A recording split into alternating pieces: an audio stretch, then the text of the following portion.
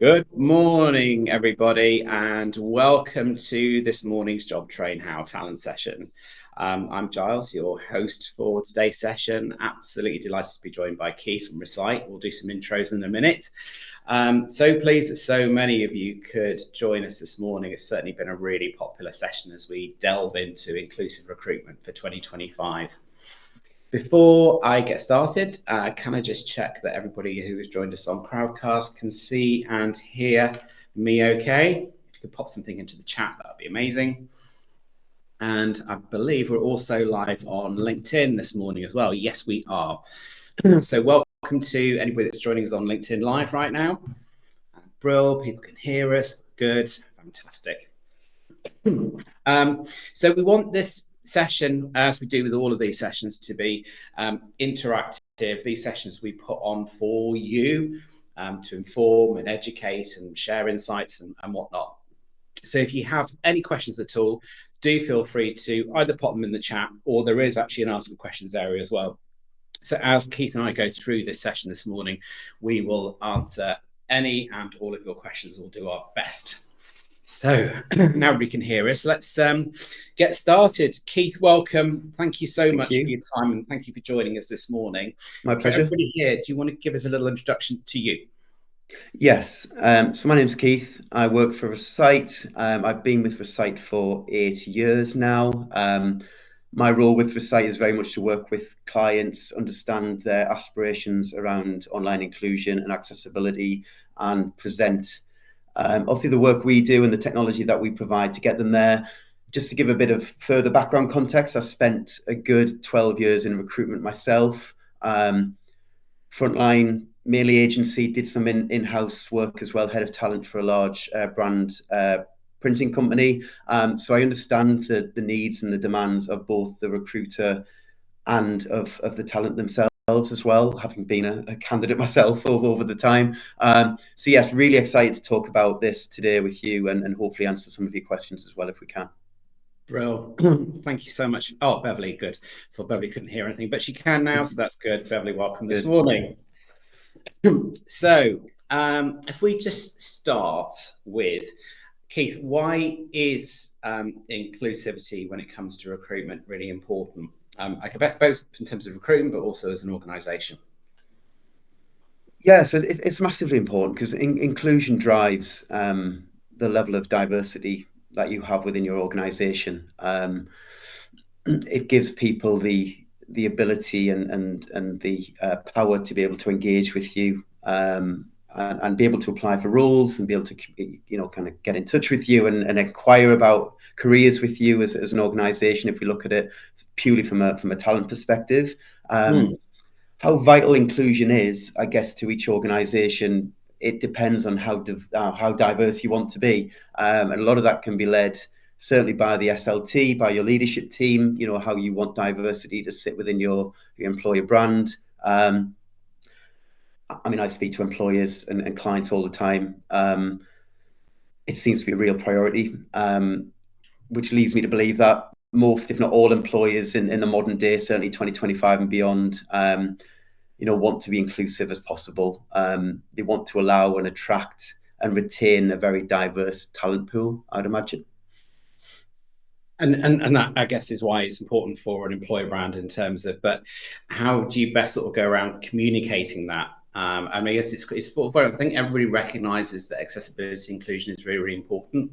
But I'm kind of interested in terms of how an organisation can help make it live and breathe, because it's one thing having a great career site, perhaps including quite a lot of information about why accessibility and inclusion is important, but it's like how best organizations can bring it to life, and perhaps that's actually putting things into practice. Yeah, when you put things into live and breathe, it's about how you experience things, not necessarily just saying what you're going to do, because I do see a lot of organizations with a huge amount of intent in their wording and what they want to do, and the pages on their website tell us that they're very inclusive and accessible. But then you might click on an apply now button on their careers website and it's just not inclusive at all. So the living, breathing part is actually injecting tangible, experience-led features experience into your application process or your candidate experience, however you want to terminology, injecting that stuff in there so people can actually experience it and live and breathe it when they're going through that journey.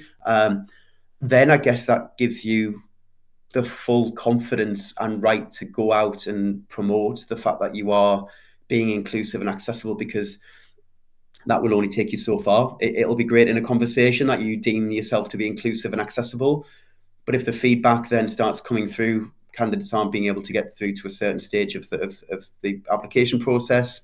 Maybe the testing stage was quite difficult because it was mainly reading, and maybe someone with dyslexia might struggle with that element, but there's no way of instantly feeding that back whilst they're going through that process. And maybe the response or the scores that are coming through are dictating how they proceed with that. So it's about putting those tangible and livable experiences into the different stages of the journey that you possibly can.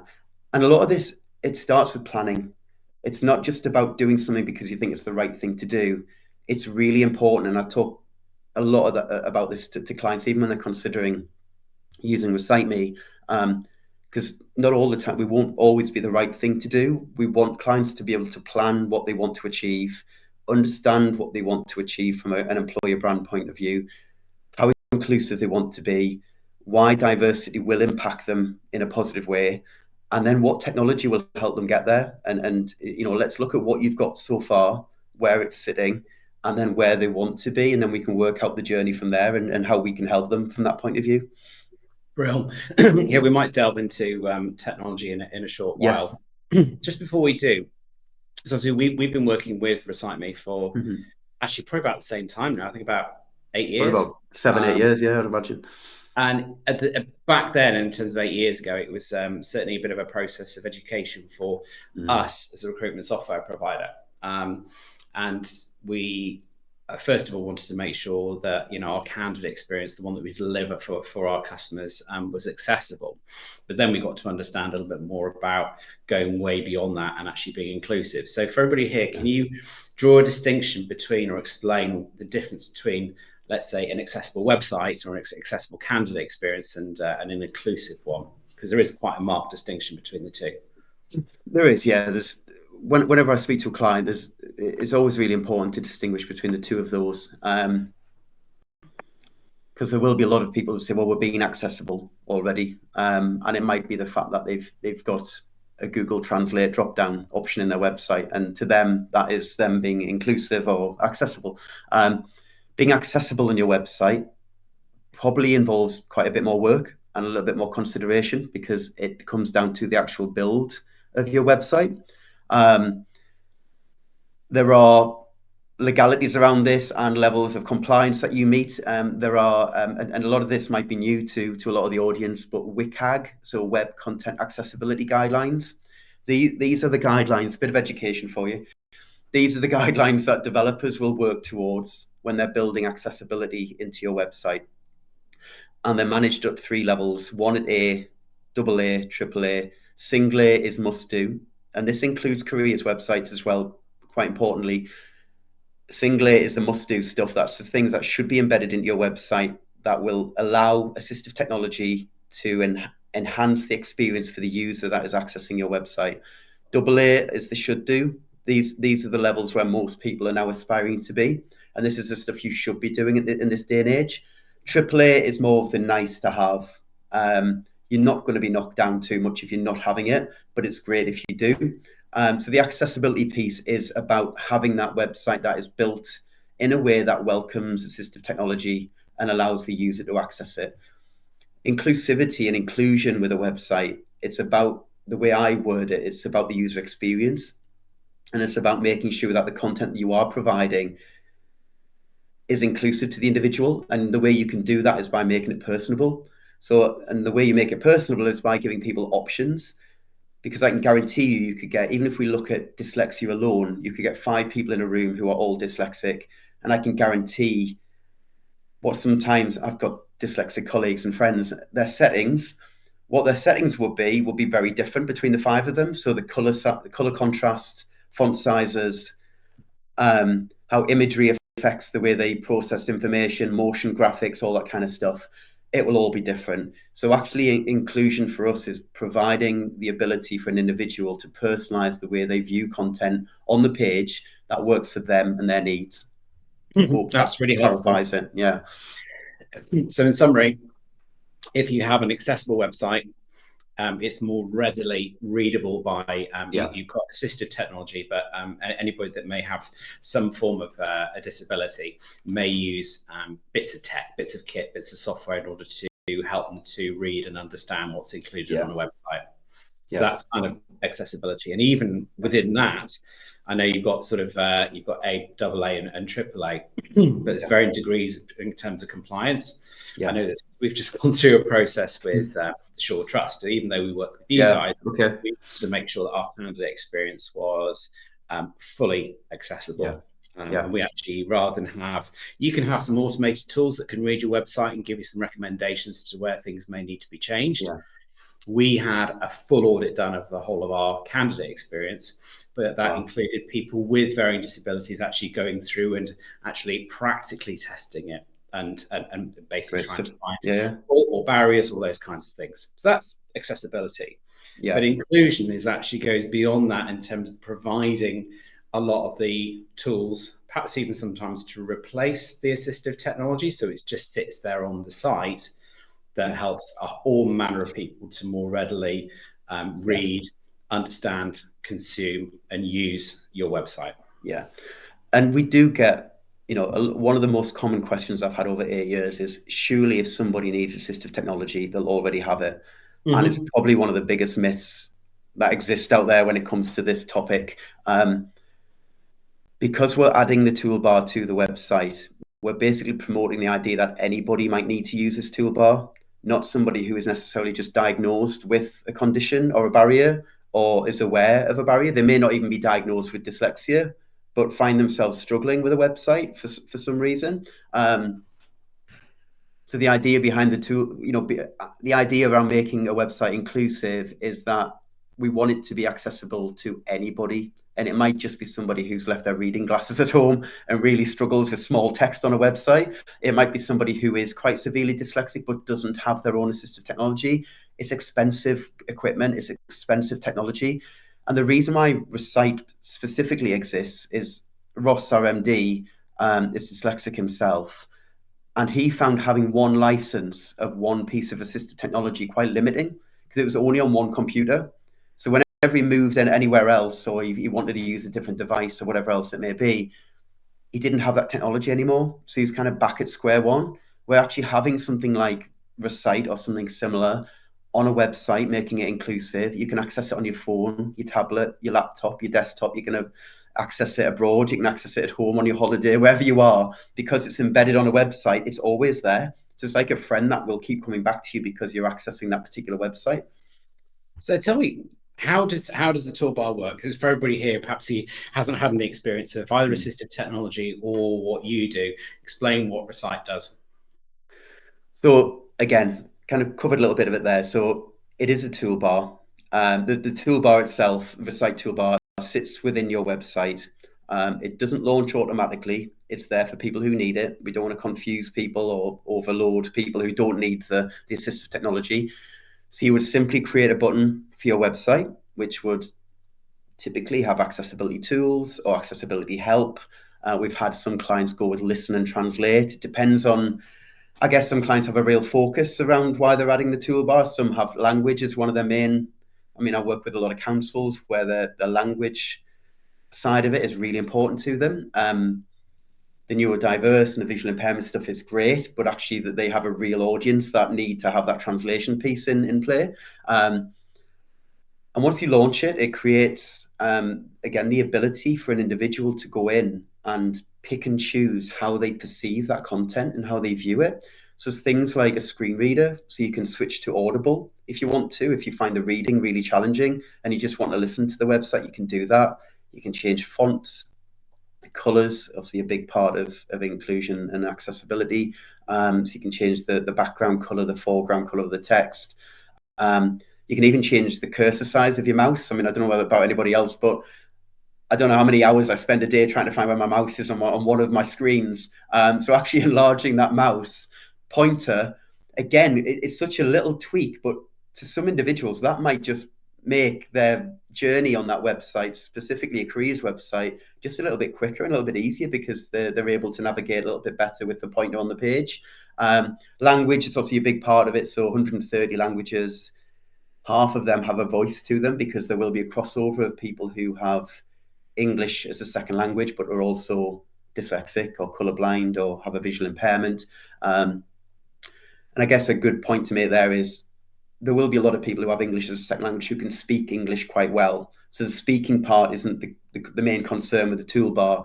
It's about taking a lot of content in English and making it more inclusive to that individual. So if they find reading that job description in their own language just a little bit quicker and a little bit easier for them, that's what it's there for. It's again, it's about inclusion. It's not about picking individuals out and giving set requirements. If you're dyslexic, press this button. If you're, if you've got ADHD, press this button. It's about just giving options, soft options for people to be able to pick and choose. The settings will apply. They can view the website content the way they want to. And once they're finished, they can obviously leave the website. If they don't clear their history or clear the settings, they can come back to the same settings that they had last time. So it all works to try and give the best possible experience, but obviously make it as inclusive as possible as well. Yeah. I mean, I can say that the toolbar is amazing, and it's probably, in terms of some of the tools or if you like complementary tools that are used within job train, I think Recite Me is probably the most widely used and adopted within our client base, which is really encouraging. Yeah. But when you look at inclusive recruitment for inclusive candidate experience, it's not necessarily just about catering for people that may have a specific disability or disabilities. It's really important to consider everybody that may be applying for roles with you. Yeah. And sometimes that's often overlooked. So I think it's important to bear in mind that a lot of people that may be applying for roles perhaps do not have a laptop or a MacBook or even a tablet. A lot of people now, and I've forgotten the latest stats here, but I think it's now creeping up to more like 78% of candidates are now typically applying using a mobile device. So probably a smartphone like this. They may well be doing it on the move. The stats about when and where people are typically searching for jobs and things. So a lot of people apply for roles while sat in bed. I can't remember the stats around it. Watching Emmerdale or Coronation Street, just kind of, I remember searching for jobs on my phone and I would literally be just sat at home on my sofa, just scrolling through jobs and finding them. And yes, if there was one that I particularly liked, I might jump on my laptop so I could write the application a little bit better. But I think there is a lot of, the culture these days, there will be a lot of people just sat scrolling and finding what they want to find, then maybe elaborating once they get the chance to, I think. Totally. And I think showing consideration in terms of the candidate experience is very, very important. So, for example, if the first thing you've got to do when you start applying is, nominating a password and all this kind of stuff and forcing people to register, all these things can be a barrier towards somebody applying. Yeah. The language you use within your candidate experience application process also needs to be really clear, hopefully quite engaging and inviting, not too cold. You want people to perform their best when they're applying for roles with you, but also to be really, really clear. And I know it sounds really obvious, but just using plain English, also inclusive language as well. All these things need to be factored in. Yeah. And I will always bang the drum on this and making sure that initial application form isn't too long. Ideally, it should be probably less than about 3 minutes. You can always go back and ask more information at a later date, but only capture what you need in order to make an initial informed assessment of whether that candidate's a potential fit for the role they've applied for. Yeah, totally. I think the other stuff later on, and I think that is very, very important. So the clarity of the application process. Setting expectations to candidates through the process. So I'm going to complete my application form. How long is it going to take me to complete? How long do I need to give myself? What information is going to be required before I can successfully complete an application form? What happens after I've submitted my application form? How soon am I going to hear from you? Am I going to hear from you? And what does the rest of the recruitment process look like? So all of these things make for a whole variety of people the process in itself more inclusive. Yeah. So these are some quite practical steps, even if you weren't to implement an accessibility and inclusion toolbar. These are things that you can do to help everybody that applies for roles. I think there's merit in actually, when somebody clicks apply now, is actually giving them the candidate journey in front of them and actually asking them Mm-hmm. to accept that they're happy to go through that, and giving Yeah. them the option of being able to, am I, as a candidate, am I happy to go through that journey? And if not, be able to give feedback as to why, because that could provide valuable feedback as to, well, I'm dyslexic, so I wouldn't be able to do that testing element of it. And this is why. And I think some of that information is a lot of the time missed because candidates will just drop out, and they don't want to necessarily promote that they've got dyslexia or put their hand up and say I'm dyslexic. Mm-hmm. Maybe a lot of people will just be used to being, I guess, cast out a little bit, and they're used to an online experience not accommodating their needs. So I think sometimes just putting in front of them the true journey that they're going on. But then if they're not happy with part of the journey, before they click apply and before they get to a point where it's too late, some of their information's been submitted, they actually get the chance to question it and actually say, well, can this happen instead? Because that might not work for me as an individual, but I can give you the information, but maybe not in that format. So I think there's a lot of merit in that as well, I think, to be honest, which I haven't seen a lot of, but I haven't applied for a job for a while. So it might be happening, it might not, but I think that's a great way of approaching kind of certainly diversity as well. Yeah, definitely. So those clear signposts, either first of all showing or stating that your website is accessible is really important. Yeah. If you can include accessibility and inclusion tools like Recite Me, Yeah. Use really clear language, set clear expectation. Don't expect candidates to run the gauntlet if they're applying using a mobile. All these things show consideration in terms of you being inclusive and wanting to make sure that anybody that might be interested in joining your organization can do easily. Perhaps also give them the opportunity to feedback if they do experience some difficulties or some specific challenges too. Yeah, and that's the winning. That's when you cross the start line. Is when you when you put thought into it. If you're not thinking about this stuff and it's not on your radar, that's the worrying part. If you're thinking about it at the very least and contemplating what you want to do as an employer to make your experience for candidates more inclusive, that's where you're winning.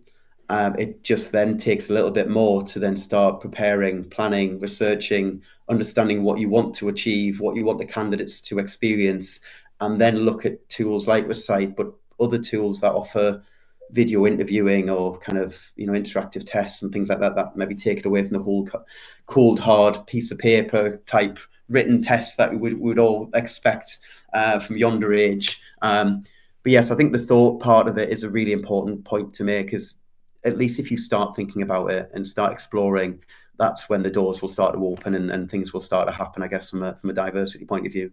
I'm going to put you on the spot a little bit here, Keith, but video. Yeah.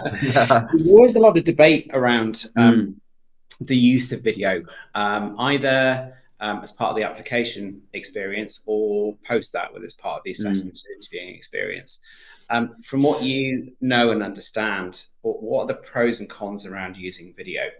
Because I imagine there's some people, it might be a far more convenient way of applying or going through an assessment process, but I imagine for others it could be quite overwhelming. This plays perfectly into the message we're kind of send, I guess, because it can have the pros and cons for me might be different to somebody who might walk through that door right now. It's completely different from one individual to the next. I mean, I personally, which sounds strange, I don't necessarily like being on camera, and I don't like doing things on camera, which is really weak. because I'm starting a webinar with you, Giles. But for me, sat in front of a camera, doing an interview or doing a test or something like that might be uncomfortable for me, not from a neurodiverse perspective, but maybe more from a confidence, self-confidence, self-awareness type point of view. There's so many different factors that can come into it when we're talking about video use of video. Some people might absolutely love sitting in front of a video and giving a great portrayal of themselves and talking through it. It's difficult to give a straightforward answer as in the pros and cons, because I guess I could give you what my perception of the pros are and what the cons are. I guess convenience comes into it. For a lot of the workforce now, a lot of it's remote. So I guess for an individual who doesn't necessarily want to travel to do the interview because they plan to work remotely anyway, they don't want to travel 200 miles to London to the head office to do an interview to then come home again. the video interview could be a convenience and a really kind of great way of getting through that stage of the interview process without having to, one, spend money, and two, kind of escape the world that they're probably used to. But then again, you've got, you might have a candidate who is autistic and finds the whole interaction across camera really difficult. But it might not even be autism. Like I said, it might just be what I feel in terms of lack of confidence on a camera and talking to people. There are pros and cons across it all, but I think you'd have to. It's difficult to say, let's do video because of this, or let's not do it because of this, because it will be down to each candidate. But I guess you could give them the option of being able to do that. Again, it's about that candidate journey, isn't it? And saying, well, there will be a video interview involved in this. Is that comfortable for you? Would that work for you? Or do you want us to explore another avenue to be able to, for us to interview you? So I know that's not a straightforward answer, but I guess, again, it falls into the whole why we deliver the toolbar. It might not work for some. It might work for others. It'll work for some in one way and it'll work for others in a different way. There's so many different metrics and measures that you've got to take in play. It's really difficult one to kind of estimate, I guess, in terms of how successful or how kind of poor choice, I guess, it would be to deliver. Yeah, I mean, I think you kind of hit the nail on the head there in terms of choice.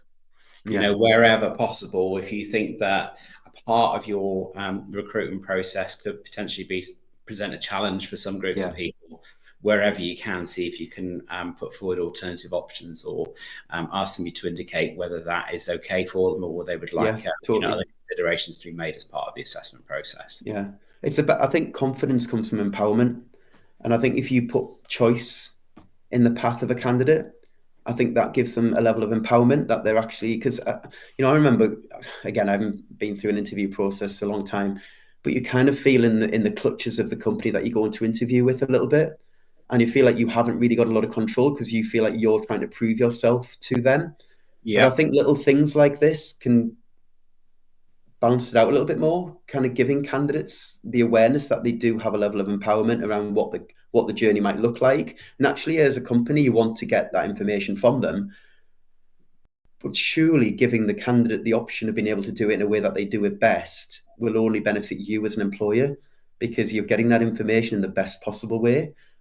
So I think, again, like you said, choice, options, giving people the forethought that this will be part of the journey. Is that comfortable? If not, how would you best navigate around that? Is there anything we can do to help, navigate that as well? Which isn't always easy, but it shows a lot of intent as an employer to a potential candidate with a lot of relevant skills and ability, that you actually invest in your employees and that you want to be that employer before they've even applied for the job, if you know what I mean. I don't know if that sounds confusing.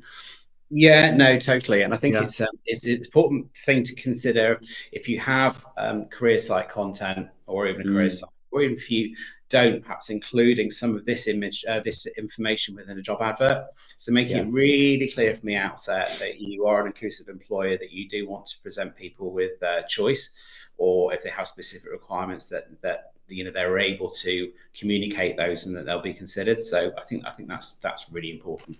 Yeah, I think there's also a balance, isn't there, about not putting people off by telling them what the journey is, but also you kind of want to emphasize that you're telling them because you want it to be an option, not we're telling you because this is what you must go through. It's about giving them the description of what the journey will be, but then really drilling it home that actually we're telling you this because we want it to be better if we can make it better. If you know what I mean? Absolutely. Yeah. And I was going to say, mine's gone blank. It doesn't happen very often. It would happen on a webinar, wouldn't it, Giles? Timing.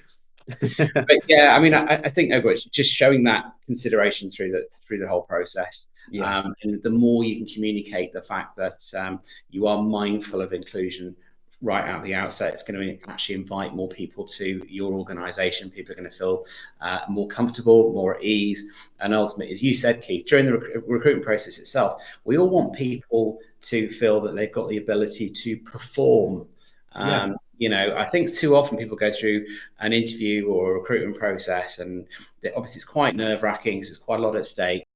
And it feels very much like you're under the spotlight, you're under pressure. Yeah, But totally. ultimately, We know it's a two-way street, don't we? We all, very much and so. recruiters and employees will say that it's a two-way street. We want you and your abilities and your skill as much as you want this job. And it always fit you. I think it always felt for me like I was battling against the people interviewing me to kind of try and get the job. And it probably was never the case, but I think you build it up that way. But like you said, I think the more you balance it out and give the candidate that freedom and empowerment to be able to say this works for me and this doesn't, it can go such a long way from an employer brand point of view as well, and how they perceive you as an employer before they've even accepted a job. Absolutely. And actually, that's something else that people who might even consider is actually, for a lot of people, obviously, that's certainly true of you, Keith, because you haven't been for an interview in 8 years. I've been for one in more years than I care. A little bit longer, let's just say, a little bit longer. But reminding people that, this is very much a two-way dialogue. People shouldn't feel nervous, that you want them to succeed and do well. An interview hints and tips and all those types of things are all designed to make people feel a little bit more at ease before they go through the recruitment process. Totally. Thanks, Laura and Sammy, for your comments as well. Absolutely, regarding reasonable adjustments. Sometimes you may sort of think of those as just always being there, but perhaps not everybody considers making it really clear to people, are there things that we can do to help you during the recruitment process? Very, very important. Yeah, and I think just touching on that, I think there's, certainly when you become an employee as well, there's a lot of obviously kind of focus on the physical aspect of, are you comfortable at work? Do you need to readjust? Do we need to do anything with your laptop or your computer or your seat and your positioning and where you work? We don't really think a lot about kind of online interaction as well. Does that work for you? Kind of the intranet, can you access that? Is that inclusive?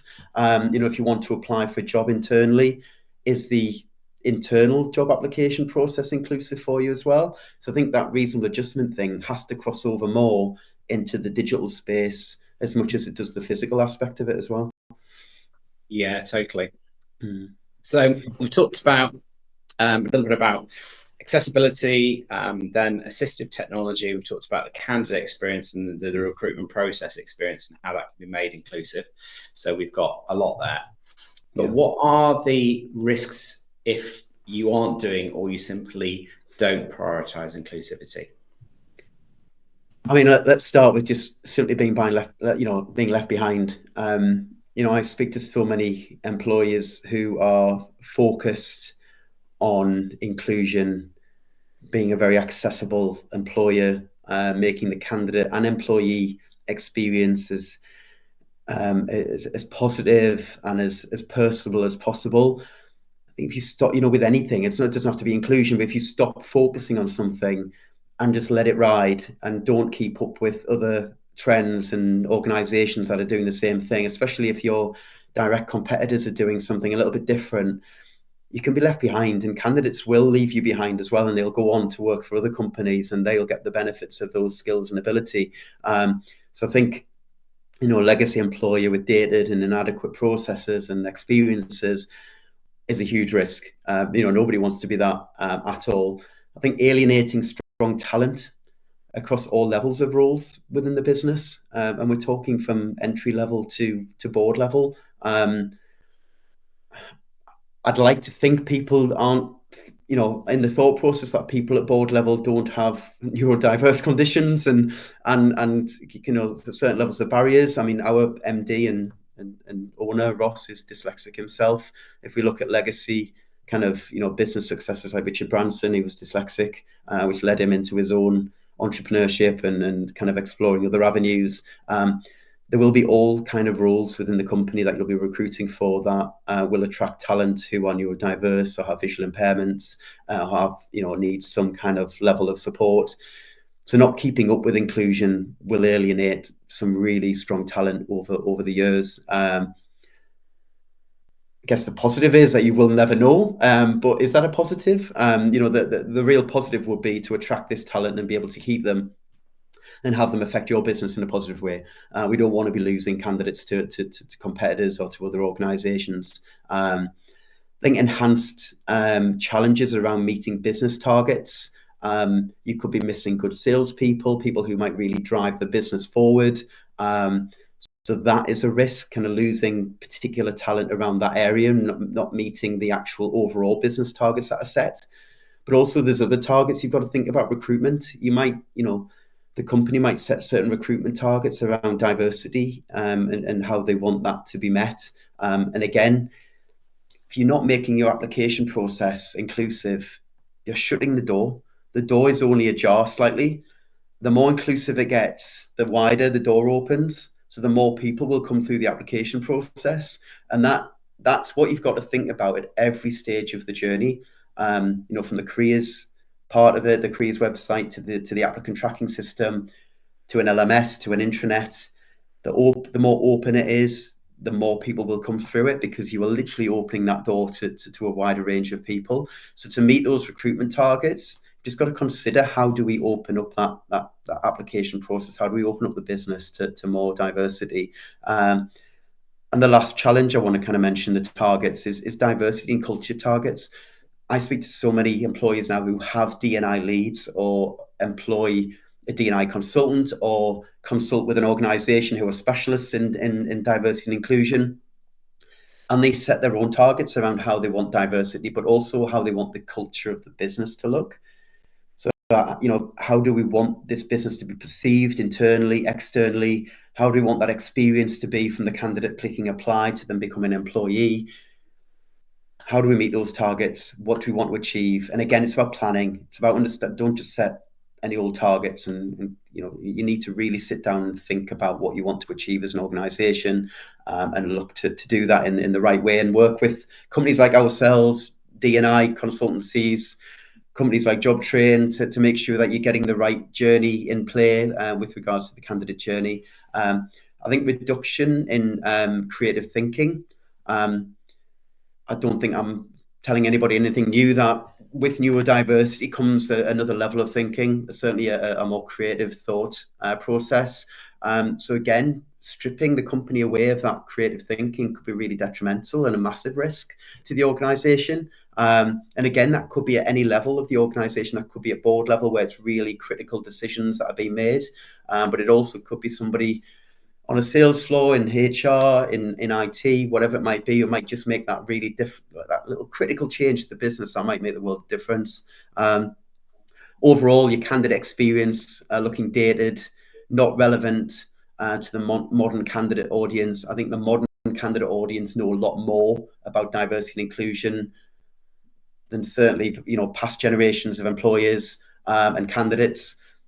Really important to meet that need, and make sure that the journeys are as modern as possible.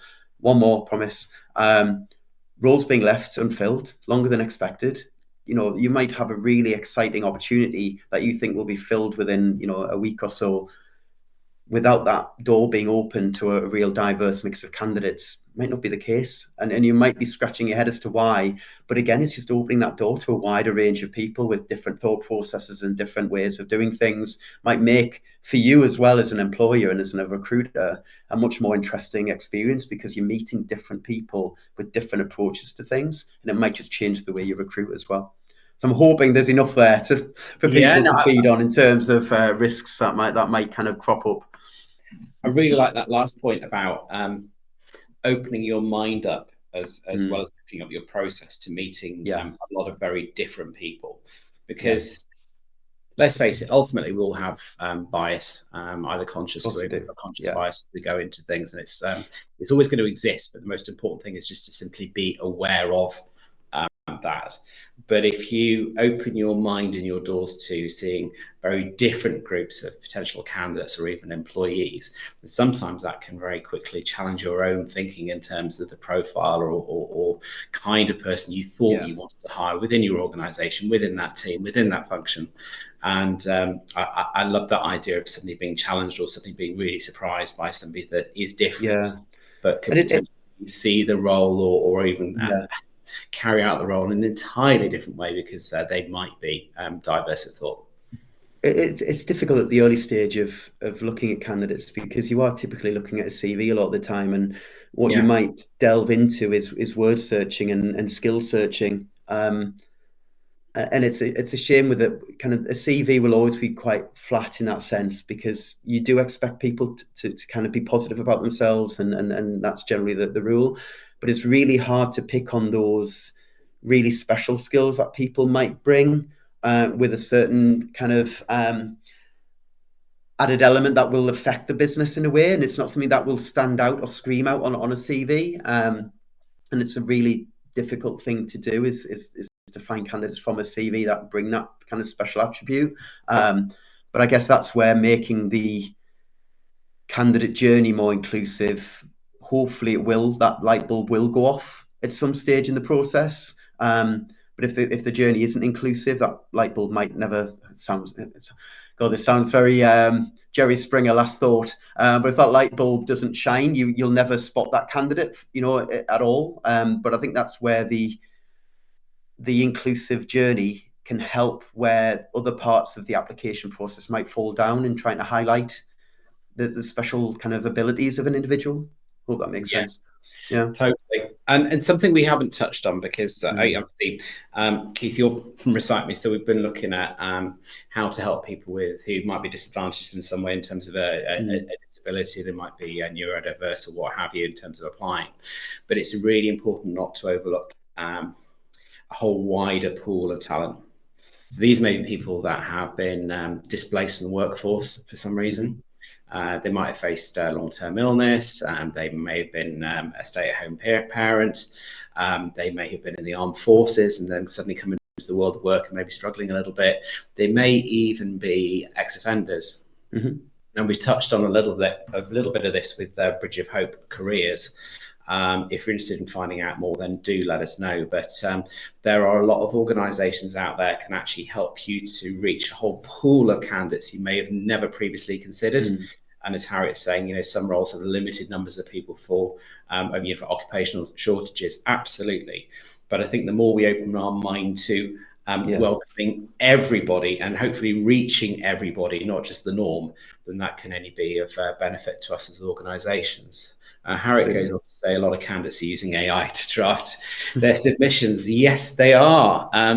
Just as we are embracing AI in terms of our working lives, or looking at how it can be practically applied to automate elements of the recruitment process, taking some of the grunt work out of the recruitment process, candidates are doing just the same things. In fact, even people applying to buy Oasis tickets are now being excluded because they use bots to try and buy them. But there's clever people, and I think ultimately those people that are using AI effectively or creatively, or have a good level of understanding, are the types of people that we do ultimately want to be engaging with. But what we don't want is to have 25, 30 candidates apply whose applications are pretty much a carbon copy of one another because they've just thrown whatever it is into ChatGPT. What I would say to you, Harriet, is that what we're finding is that those organisations that are inviting some form of a personal statement, maybe a cover letter, are those that are probably most susceptible to candidates using AI. I was going to say abusing, but it's the wrong word. They're basically utilizing generative AI in order to produce responses.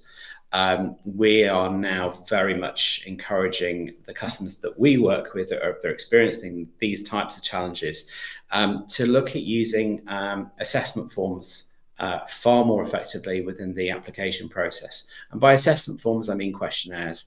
So they might be simple yes/no answers. They may be based on, let's say, situational judgment tests, might be based on values, on skills.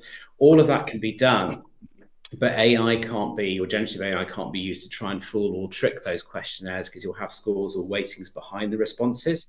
So that, first of all, allows you to far more readily see those people that are a particularly good match against the role or against your organisation if it's more values-based. And then it can pretty much eradicate AI-driven applications that come in. It says we also try to support care leavers who are disadvantaged when applying. Yeah, absolutely. We're looking at care. There's the people that tend to have the strongest predisposition towards care are sometimes people that aren't used to using technology. They may not have applied for a role for a very long time. Perhaps they've been caregivers, perhaps for a friend or close relative or children, like a stay-at-home mum, but they have these amazing qualities that means they could be amazing carers. But the recruitment process itself can seem a little bit overwhelming. And it's one of the reasons why, as an ATS, we try and help. All candidates that apply for roles via our platform can access a telephone number and a person to speak to on the end of the phone. We will quite often, our support team will help people get through that recruitment process or give them a degree of confidence about what they're doing and things. So it's making sure that help is on hand for people right when they need it as part of the recruitment process, and that people can feel confident to put their hand up and say, I need help, this isn't clear, this is a bit overwhelming, can you help me out, or can you do something slightly different to support my needs? I think that's very, very important. Anything else from you, Keith, that we perhaps haven't covered this morning? I think just touching on that as well, because there will be a massive diverse of candidates applying for jobs from different backgrounds, from different experiences. And I talked about before about planning, and then planning the journey that your candidates go on is really important. Working with your third-party providers, design agencies, in-house design team, whoever looks after your careers website, your applicant tracking system like JobTrain, or if you build it internal, whatever it might be, it's about the right planning and looking at the journey and thinking on a more general level and putting that thought process into practice and thinking, well, would this be beneficial for someone who might be dyslexic, and tap into any disability networks that you have internally, or any individuals who are happy to share their experiences from other applications that they've done with you or in the past that have proven quite difficult, and just try and draw on as much resource that you've got. A lot of the time with your digital agencies or whoever's managing your careers website, you're paying them for a service. I'm sure they won't mind giving you as much information and support as you want to understand, even if it's just understanding a little bit more about accessibility and inclusion on the careers website. But definitely the planning stage is really important. Keith, do you know of any sort of D&I consultancy you'd recommend if people want a bit of extra help or some consultancy? Because potentially that's something we can add in. We're going to write at the end of this session, we will sort of produce a bit of a blog post which we'll send out to everybody that registered to attend. So perhaps we can include some useful links for you as well within that to help get started. I mean, the one person I would definitely advocate is Jo Major. She has a company called Diversity in Recruitment. Amazing. I mean, I've done webinars with Jo and some of her partners. She's a great person to talk to about D&I in the recruitment space. She's a past recruiter herself, and she's moved into the world of D&I and supporting recruiters, employers get it right and understand a little bit more. But I can share with Giles Jo's LinkedIn page or contact details if anybody wants to reach out to Jo and set up some time with her. Yeah, that would be amazing. Yeah, amazing. So in summary, there's a lot of very simple, practical things you can do to make sure you're considering inclusivity for the whole of your recruitment process that aren't going to cost a thing. It's just about applying or basically actually going through your own recruitment process and challenging yourself as to, is this clear? Is it easy to follow? Do I set clear expectations? Is it very obvious to people that if they need a slightly different approach or have specific needs that those are catered for, and you're making it really clear that you're open to that? And then there are other things, and probably a little bit more technical in terms of making sure that your website is, first of all, accessible for those that do use their own assistive technology. Lots of tools out there like JAWS and what have you. Or you can go even further and then look at a specific accessibility and inclusion toolbar to be included in a website like Recite Me. Yeah. Then you can look at the rest of your recruitment process. Obviously, it's training for hiring managers and what have you all around inclusion. And finally, if you want to tap into a wider talent pool, there's a whole range of different ways you can do that. I have popped a link through to Bridge of Hope Careers, who are an inclusive job board, but there are so many local charities as well that you can work with, and actually really keen to work with and engage with employers who are open to basically including everybody and reaching as wide a pool of people as possible. So any other final comments, Keith, before we wrap up this morning? I I think we've covered quite a bit there. I think it's pretty. I think what we've covered is really, really good. I think we've certainly kind of covered a lot of the key points there. Just to emphasise and just to kind of go off what you've said there again around practical ways to drive diversity. Understand what you want to achieve first of all. Really explore that. Even get a group together of people within the organisation to explore that. Once you know what you'd like to focus on, spend some time researching it. Don't be afraid to ring technology companies like us or JobTrain, because nobody likes to know it all. We prefer clients who actually don't know much about the topic, and we get to educate them and talk to them about what they want to achieve and give them some real insight. There's nothing more rewarding than that. So please, don't be shy to not just speak to us. But if you're looking at wanting to do certain things within inclusion and diversity, and it involves technology, and if technology isn't necessarily your thing, the best thing you could do is ring a company who knows all about it, because it'll give you the resources and the information that you need to move forward. And at one call, you could probably walk away with a lot more information than you had previously. Again, leverage resources internally. Make sure that you tap into as much of that you have, whether it's an in-house design digital team, whether it's a disability network. Ask for their advice on what you should do next, or what, how you should proceed with certain things. Again, things like the toolbar are great, but also look at accessibility and the deeper issue of making the website accessible, because our toolbar is only as good as how accessible the website is. So that's a really important topic as well. So yeah, I think that's pretty much it in terms of my summary as well. Great. Well, thank you. I really hope that this has been helpful for everybody here. Massive thanks to Keith for all of your time this morning. Poor Keith was quite ill last week with a very nasty man flu, so I'm glad to see you recovered and feeling well. If any of you need any help, have any follow-up questions, we're here, not just on these sessions, but anytime at all. And I look forward to welcoming you to our next session, which is going to be in March, which is with the Talent Labs. So we're going to be looking at how to future-proof your recruitment strategy with insights and tools for 2025. And that's going to be on the 12th of March at 11 a.m. With Suki Carey, who's the head of membership experience at Talent Labs. It's going to be a really, really good session. So hope to see you there. But I hope you all have a great week, and look forward to seeing you soon. And thanks again. Thanks, everyone.